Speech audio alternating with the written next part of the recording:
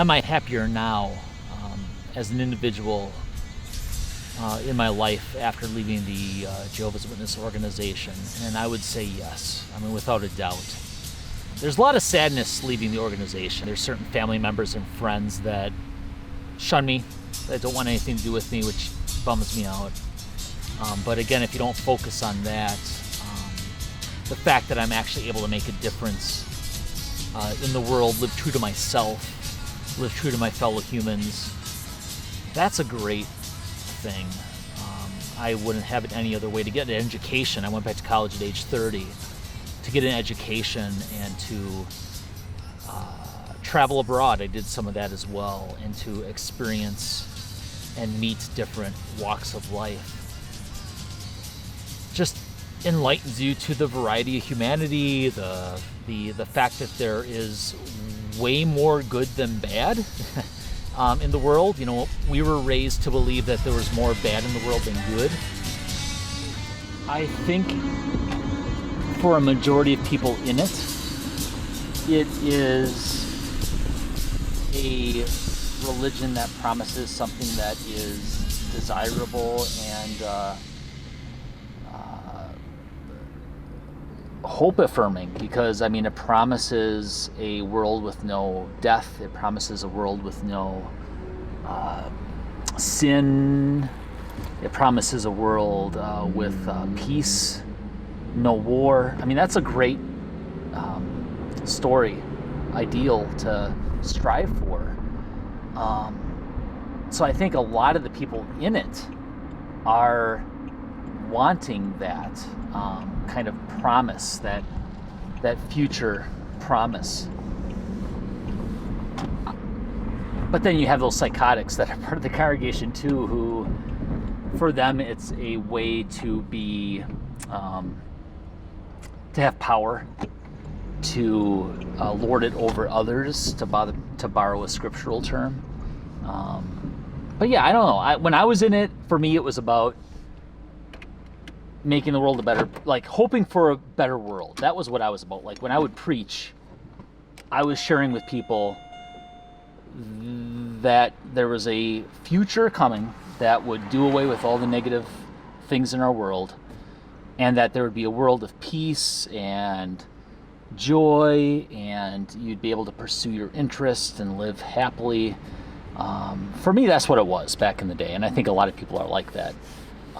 But since I've been away, I've seen some of the negative qualities of it as well.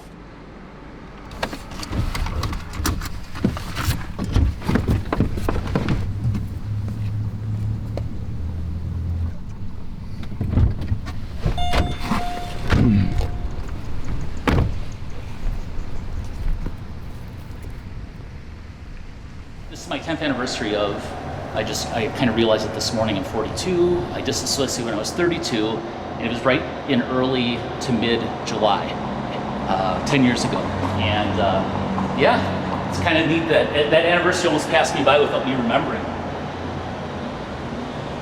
You know, I did the helping the society and community through AmeriCorps, and working at Neighbor's Place, and I've done hospice care and working at healthcare center, all these different things. But I want to start giving back to my community now on an economic level. I hope to be able later this year open a comic book shop. And each time I came close to opening one, I was still a witness at the time in my 20s, and then I'd get nervous about the stuff I'd be selling, and I would kind of back away. I'd get kind of scared because, some of the stuff I'd be selling, they might not approve of, So, but yeah, and then when I turned 40, my midlife crisis was not, I need a fast car, or I need a, 18-year-old girlfriend. It was, what's the one thing that I've dreamed about, that I'm still dreaming about? And what it was opening a comic book shop. I want to be a bookseller. Comics are my favorite medium for communication, not only entertainment, but just people sharing stories. And I want to share that medium with everybody. With a smart, progressively minded store. I want to get one over here.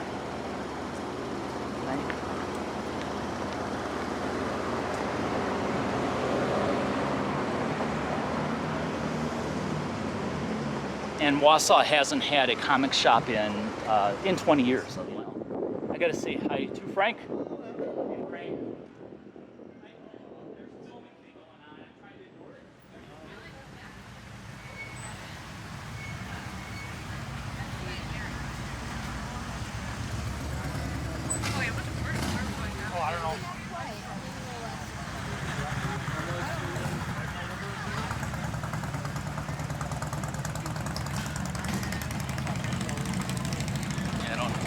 I don't recognize any of these anymore.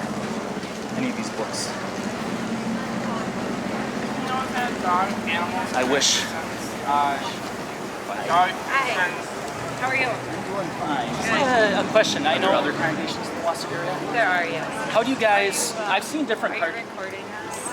But I would ask that you don't. What if I do this where you're not in it and it's just him and the camera? If you want us to set something up, we can refer you to somebody else that would be more than happy to speak with you.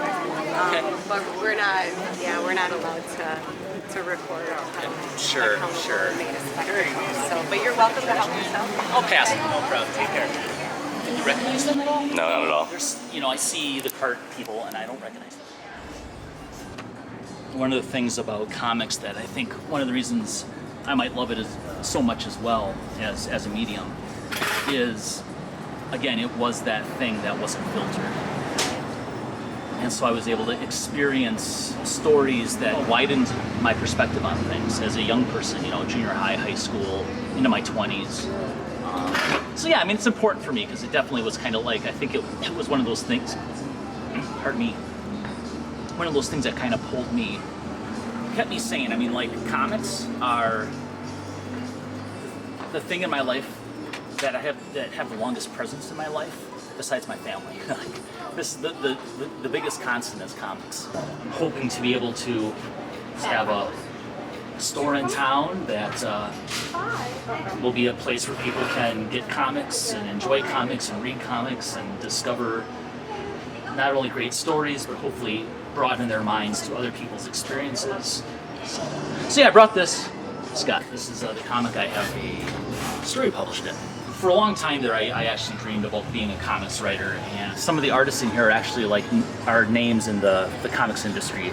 So these are actually guys that have done Spider-Man, have done Batman, some well-reviewed comics. So Pixies, one of my favorite rock bands, and people were submitting short stories for it.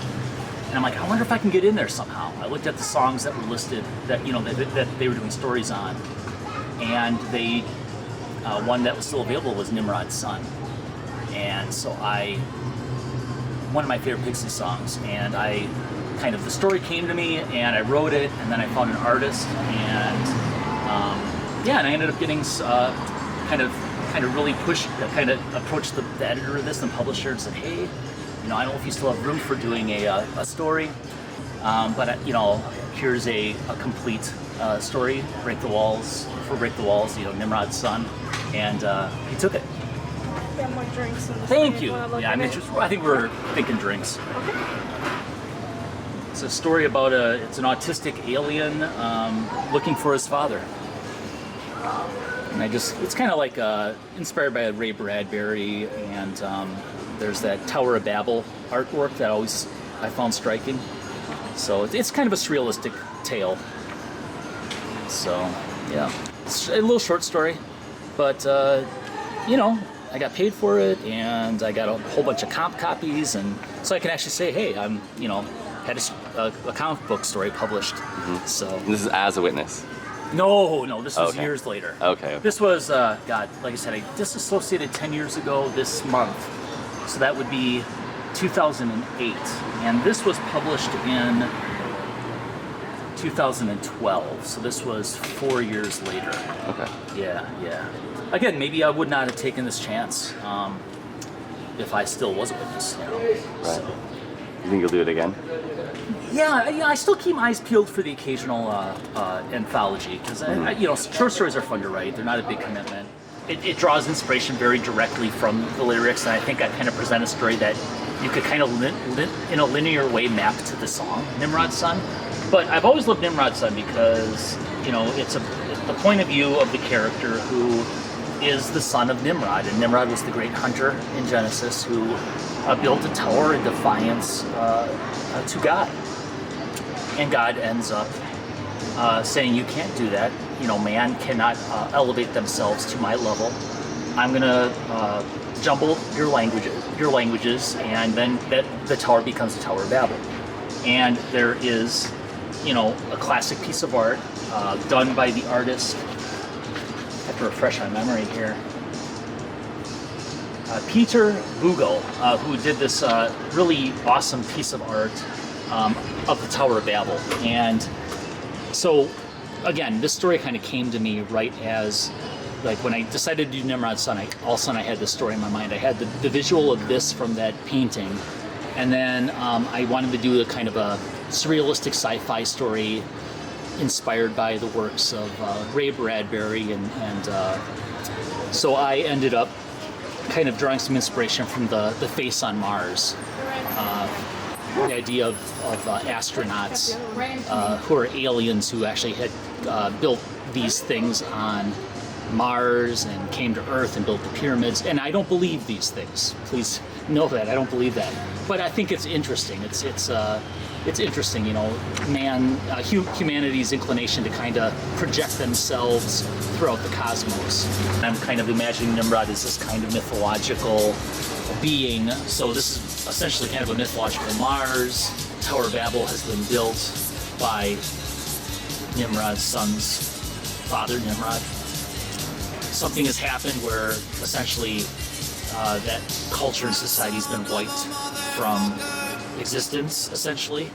And there are still some little enclaves of natives living. And so he is traveling to the tower that his father built to come to maybe a certain kind of peace with himself or find out who his father is. I imagine him as kind of like an autistic or developmentally disabled young person who's kind of been shunned by his father.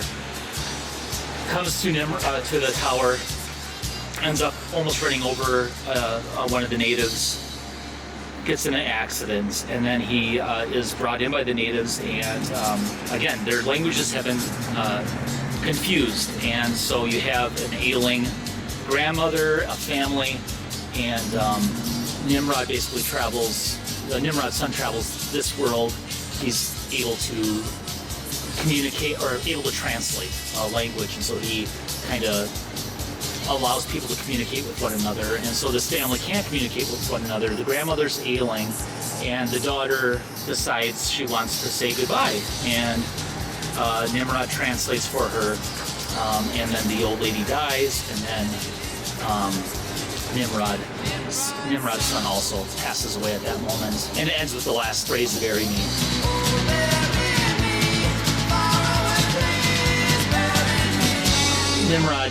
Nimrod's son dies, you got Tower of Babel, zoom out, and then you got the face on Mars, which is kind of like in my mind, kind of in my imagination, kind of the memorial for Nimrod's son.